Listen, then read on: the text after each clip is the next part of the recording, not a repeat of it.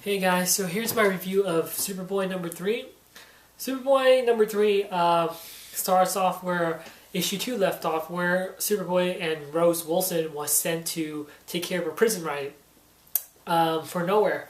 Now, in the prison riot, these aliens not took control, but actually beat Superboy down and actually took him out. And as you know, he was being taken out by these aliens, his telekinesis power went override and exploded the whole, prison and facility. And Rose Wilson escapes with her life. So we've opened up in issue 3 with these two mysterious characters where I didn't know why they were introduced at all whatsoever. You just find out that they were metahuman beings and they killed a whole bunch of people in a supermarket. And Superboy's monologuing saying that, maybe he's not ready for the real world. Like, how would he react to these people? Are these people the same people in his virtual reality training that he was in? But yeah, and then they just introduced these two people who weren't necessary to the story at all. They were never explained or talked about ever again. And then we open up with Superboy. We find out that his powers has caused him to drop down to the center of the earth. And he's in a pool of lava, and he's trying to escape, and he touches a rock, and it burns him, and he's like, but I'm a superhuman, I'm like super strong and very powerful, but how am I able to be hurt or burned by a piece of rock while I'm still sitting in a pool of lava and living, And, he also figures out that his telekinesis powers are activated or went, tenfold stronger because of his fear, and he was panicking and I guess his telekinesis power kicked in, to make it stronger for his defense. And he realizes how his telekinesis power works, and he, jumps out and escapes from the center of the earth. But then we see a head pop up, and it will be explained later on in this issue. I'll get into that later on. But then we open up with Rose Wilson and the redhead doctor, Red, talking to each other. Now, we also figure out that Rose Wilson is able to communicate telepathically. And, everybody else in Nowhere does not know about this. And if they found out, what they would do to Rose Wilson just the way they do to Superboy and every other metahuman around. So what happens is that Rose Wilson takes blame for what happened to Superboy, and it's her duty to bring him back and to know how he's doing, because it was her job to protect him and keep him safe, and also to take care of him just in case he went out of control. And I mean by take care of it, I mean by killing him. And Rose Wilson jumps to the center of the earth, or into the pit where his telekinesis power exploded the whole prison. So she jumps down and tries to save him. And Superboy, we open up with Superboy escaping from the center of the earth, and we open up with these two couples making out and about to have sex, I guess, in the middle of a desert. And Superboy comes out, and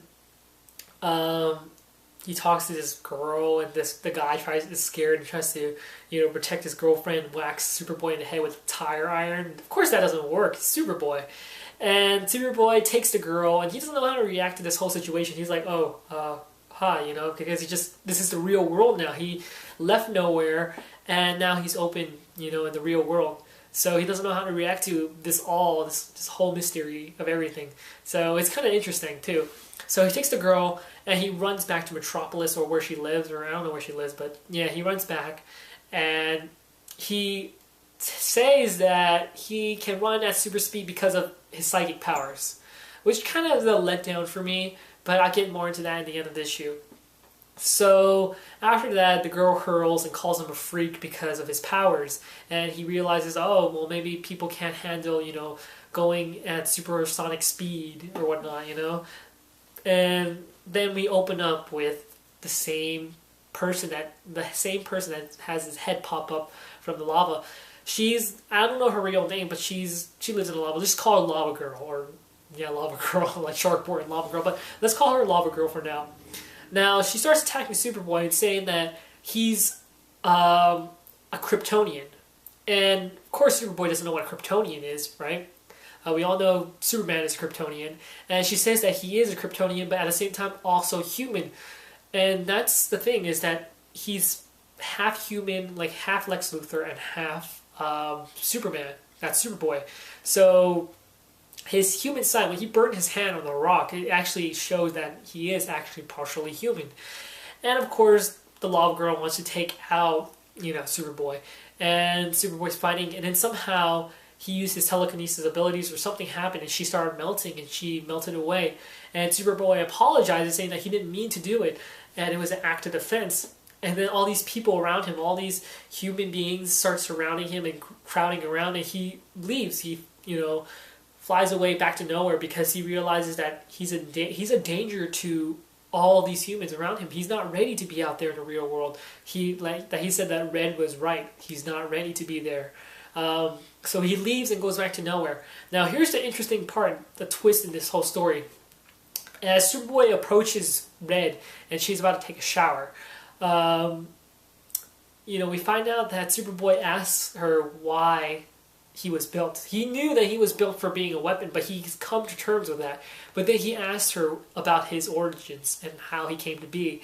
And, he was about to threaten her, and then we see her just rip out of her suit, or the shirt that she was wearing, and she's majorly buff. Like, she's in her bra and panties, and she's just like chokes Superboy and says, you don't think I prepared for that day after the explosion and stuff like that. So we find out that there's something wrong with this doctor, something that happened to her.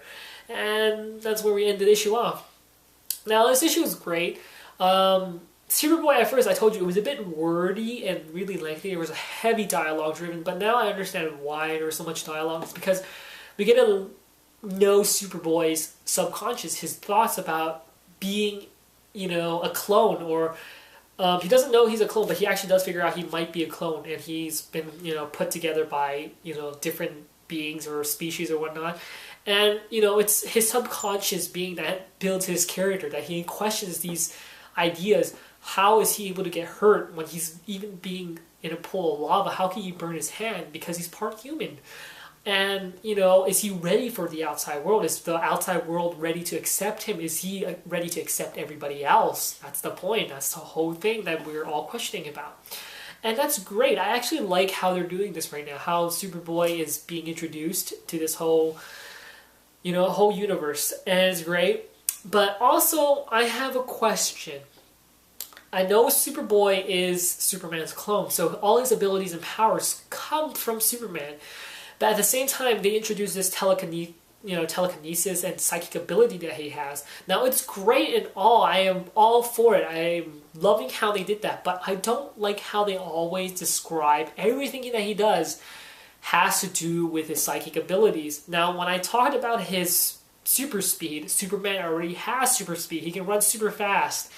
But how he describes it here, he doesn't gain super speed because he's a clone of Superman. He gains super speed by using his psychic abilities, which is a bit of a letdown because that shows more that he's not towards Superman. He has super strength and he's bulletproof and stuff like that, but still, the psychic abilities is great and all. I don't know if he had psychic abilities before, but the psychic ability thing is going a bit way too far, being described as how he's gained super speed by that. I don't know. I don't want him saying that I gained heat vision because I can psychically, alter my eyes and it just makes things burst into flames. You know how psychics or some pyrokinetic people can actually burn things with their mind. I don't want him to say that. I don't want him to say like I can burn things with my mind, or when he flies, he's like I'm levitating with my psychic abilities. I don't want him to say that at all. I want him to be able to incorporate that he's part Superman, not just his own individual being. I like that, but still. But yeah, highly recommend you guys picking this up. The story's going good right now with Superboy. Find out there's something wrong with the doctor or something happened. So yeah, I'm saying this issue and Superboy is doing great so far. Check it out if you guys can.